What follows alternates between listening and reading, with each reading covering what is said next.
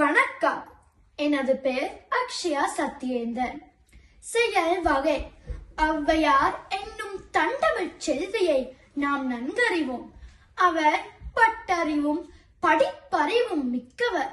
நமக்கு பயன்படும் செய்திகள் பலவற்றை பகிர்ந்துள்ளார். அவற்றில் ஒன்றை சுட்டி காட்ட விரும்புகிறேன். பலா மரத்தில் பூவை காண இயலாது, ஆனால் கனியை காணலாம். மாமரத்தில் பூவை காணலாம், அவ்வாறே கனியையும் காணலாம்.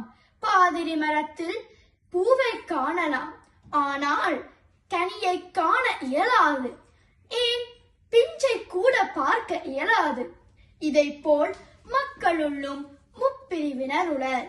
சொல்லாமலேயே செய்பவர், சொல்லிச் செய்பவர், சொல்லியும் செய்யாதவர் என்பவர் ஆவர். 3 மரங்களை காட்டி மூவகை மக்களை விளக்கிய பாட்டியின் பட்டறிவு பெரிதாகும். வாழ்க அவர் திறமை.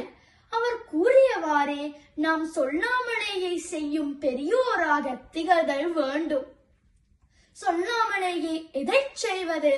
செய்ய வேண்டியதை மட்டுமே செய்தல் வேண்டும்.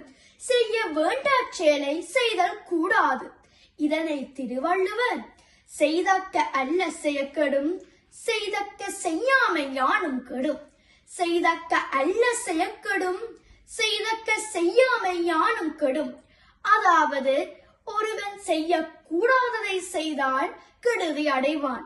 அதேவேளை செய்ய வேண்டியதை செய்ய வேண்டிய காலத்தில் செய்யாத போதும் கெடுதி வந்து சேரும்.